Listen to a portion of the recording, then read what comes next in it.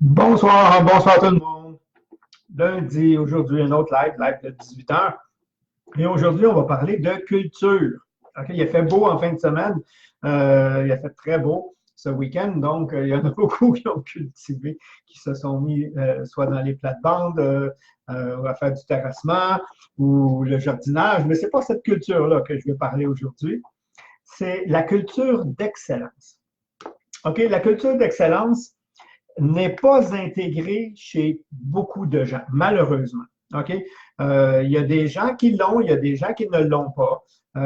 Il y a des milieux où ils l'ont un peu plus, la culture justement d'excellence. Et ça fait une différence. C'est-à-dire là où on le retrouve, là où on retrouve la culture d'excellence, eh bien, c'est ça qu'on retrouve. On retrouve à la longue l'excellence dans à peu près n'importe quoi. Je vais vous donner un petit exemple assez simple. Ceux qui connaissent un peu l'histoire de Jack Canfield. Jack Canfield qui était enseignant avec un salaire d'enseignant aux États-Unis, donc un salaire assez ordinaire, si on veut. Ce n'est pas les enseignants qui sont mieux payés aux États-Unis, sauf quand tu arrives dans les hautes sphères, universitaires et autres. Donc, il n'était pas heureux, il n'était pas content de sa condition financière. Il a quitté l'enseignement, il a décidé d'aller travailler pour des assurances, vendre des assurances. OK? Et il a eu la chance, non pas de vendre des assurances, mais de tomber sur un gérant qui s'appelait W. Clement Stone. OK? Clement Stone est quelqu'un, justement, qui, lui, a cultivé la culture de l'excellence. Dès son jeune âge, il a compris des concepts et il n'a jamais arrêté d'apprendre. C'est ça, la culture de l'excellence. Alors, imaginez le mandat qu'il a donné à Jack Canfield. La première année, il a dit, tu veux travailler pour moi?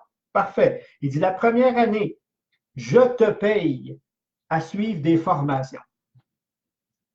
Tout ce que tu veux, je le paye. Partout où tu veux aller, je le paye.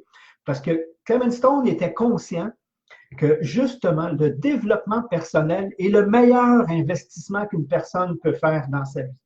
C'est le meilleur. Il n'y a même pas de deuxième proche. C'est boum, OK, c'est très haut. Tellement que je dis, je te donne un an à aller sur des ateliers, justement, de croissance, sur la confiance, sur l'estime, sur tout ce que tu veux, un an de temps. Et c'est ce qu'il a fait.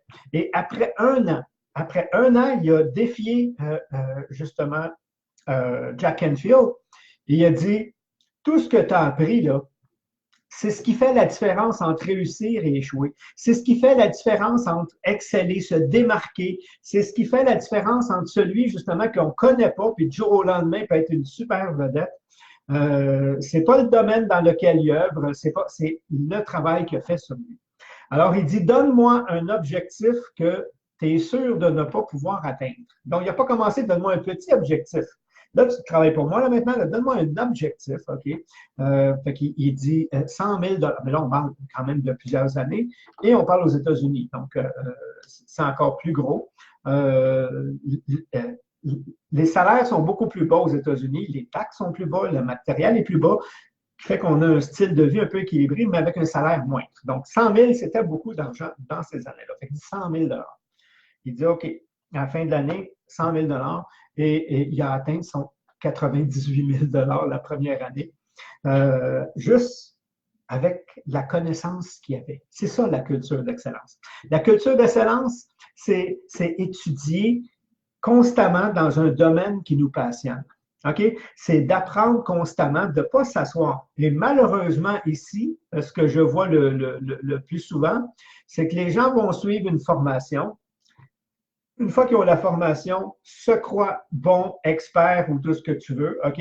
Et là, ne progressent pas dans leur domaine. Ça, c'est pas la culture d'excellence. La culture d'excellence, c'est que tu veux tout le temps être à la fine pointe. Tu veux tout le temps apprendre un peu plus. Puis au début, tu fais du rattrapage.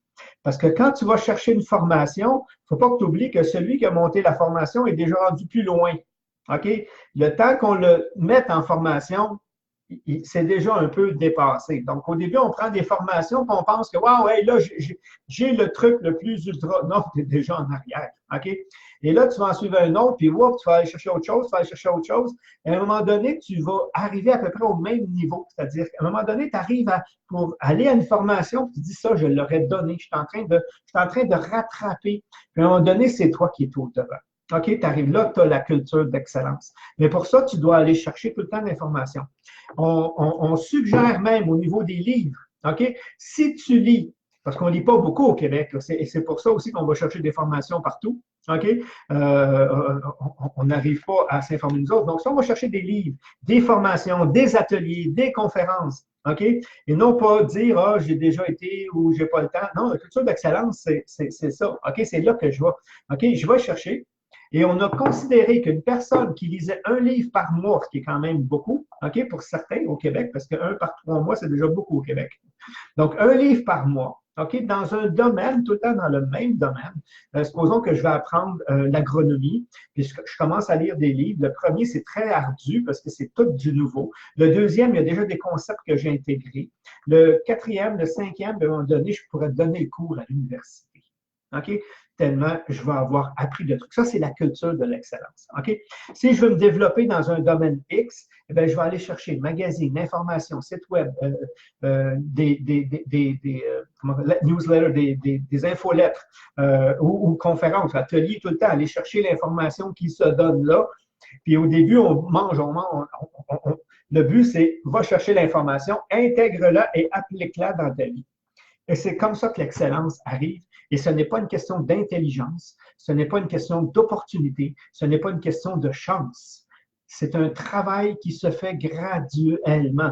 J'ai eu des personnes qui ont eu de la difficulté à finir leur formation élémentaire à l'école parce qu'ils se faisaient traiter de toutes sortes de noms. Tu n'arriveras jamais rien de bon, et blablabla. Puis là, leur estime descendait. Mais il y avait un domaine qui les intéressait.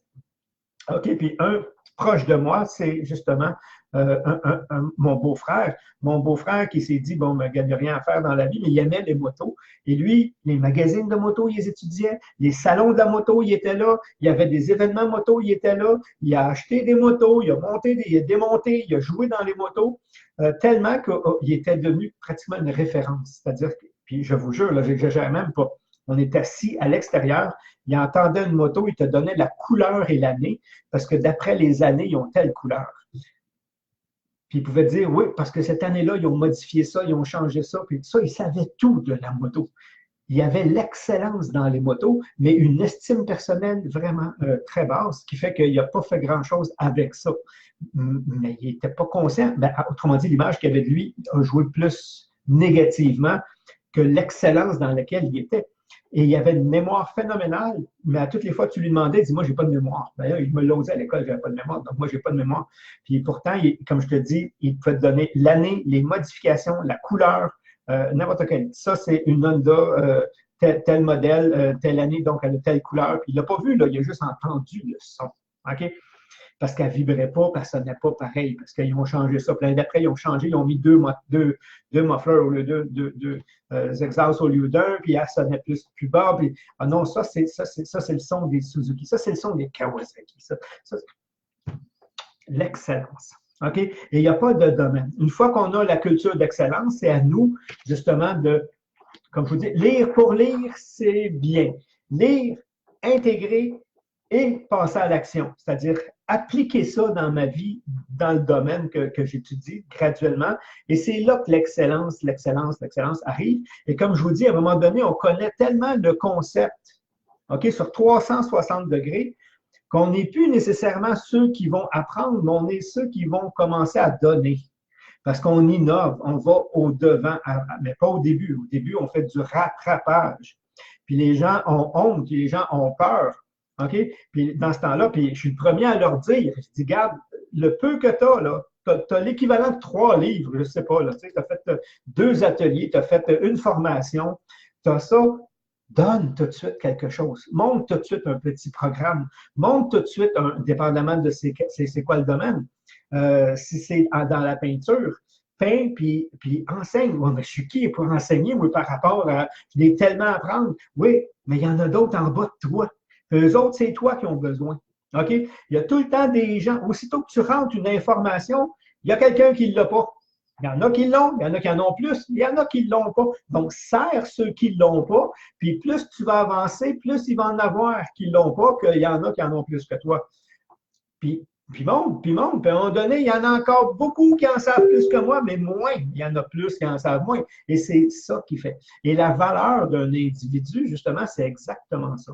Comment on détermine la valeur au point de vue entreprise aujourd'hui? C'est est-ce qu'il est irremplaçable? Autrement dit, est-ce qu'il a cultivé, est-ce qu'il s'est assis sur sa position ou graduellement, il a continué à entrer des informations qui fait qu'aujourd'hui, on ne peut quasiment pas se débarrasser de lui. Il est presque unique. Toutes les informations qu'il y a en lui fait en sorte qu'il se démarque et il vaut cher aux yeux de la compagnie. Ça, c'est malheureux de voir qu'on n'enseigne pas la culture de l'excellence.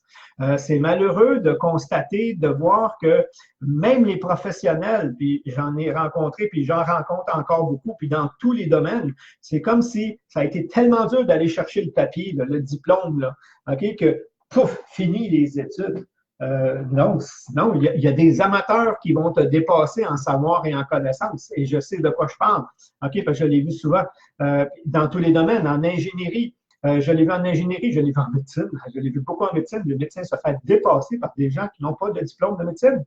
Mais à cause d'une maladie qu'eux-mêmes ont développée, puis ont cherché, puis ont avancé, puis ont fouillé, puis tandis que l'autre, il attend, il s'assit sur ses lauriers, il attend, puis l'information, elle bouge énormément dans ces temps-ci.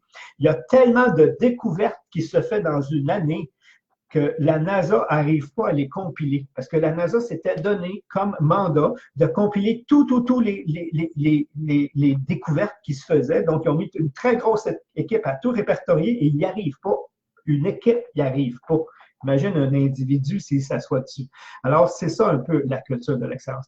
La culture de l'excellence fait comme l'intelligence, c'est de toujours se positionner comme je ne sais pas, j'ai encore de la place à prendre. OK? Et oui, il y a encore de la place à apprendre. Il y a tout le temps beaucoup plus ce qu'on ne sait pas, puis ce qui reste à découvrir est encore plus grand que tout ce qu'on connaît. Il y a des gens qui arrivent et disent « mais tout existe déjà ». Oui, mais ils disaient ça dans les années 1600, ils disaient ça dans les années 1700, ils disaient ça dans les années 2000. OK? Puis ça finit plus que les métiers de nos enfants n'existent même pas aujourd'hui. Tellement ça bouge vite, puis il va y avoir des innovations. Donc, aujourd'hui, mon enfant pourrait dire « Ah, je vais étudier pour être ça ». Bien, le métier, il n'existera peut-être même plus quand tu vas être grand, ça va être totalement autre chose. Puis, c'est tout le temps du réapprentissage, puis de l'adaptation, puis de l'ajustement. Les gens qui faisaient du marketing, il y a 3 ans, sont dépassés aujourd'hui s'ils ne sont pas mis à jour. Ils utilisent les vieilles techniques que tout le monde utilise, puis ils ne valent plus rien. Quand tout le monde s'est rendu qu'il fait, ça ne vaut plus grand-chose. C'est ça, la culture de l'excellence. C'est d'étudier, d'apprendre, d'aller.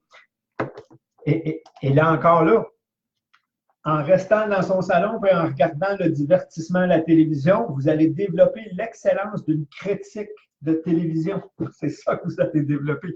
Vous allez être très bon pour juger, vous dire cette émission-là, elle est potable, elle est bonne ou elle est excellente. Je ne sais pas si ça peut servir si vous voulez partir une chronique de télévision ou une critique. Sinon, la télévision, la majorité des émissions ont pour but de divertir ou d'abrutir. Donc, vous avez le choix. La télévision, j'écoute la télévision soit pour me divertir ou je regarde des reportages ou je m'informe via la télévision. Okay, le type d'émission que moi je regarde, c'est un peu ça. Le reste, non, je vais aller faire autre chose. Je vais aller passer à travers un autre livre. Puis c'est long, des fois, passer pour moi à travers un livre. Celui-là, ça fait 3 fois. 3 fois que je le lis. Et je découvre encore des choses, puis je prends encore des notes. Après 3 fois. Hey, il m'a fini par comprendre. C'est un peu ça. Il y a encore des trésors, moi j'appelle ça des pépites. Il y a encore des pépites dans ce livre-là que quand je l'ai eu, je n'ai pas saisi assez bien. Aujourd'hui, wow, je vais chercher encore plus profond. Ce n'est pas tous les livres qu'on peut relire. Hein. Il y a des livres que j'ai lus une fois puis j'ai eu de la misère à terminer parce que je cherchais encore la pépite puis je ne l'ai pas trouvé. Il y a des livres écrits par du réchauffé que j'appelle, c'est-à-dire c'est quelqu'un qui prend les trucs de notre livre et les on appelle ça repackaging. Il fait juste reprendre ça et remettre ça dedans. Il n'y a pas de profondeur. Ce livre-là, je les revends assez rapidement. Je vais dans des boutiques de livres usagés avec ma boîte, puis j'en prends 2, 3, puis culture de l'excellence.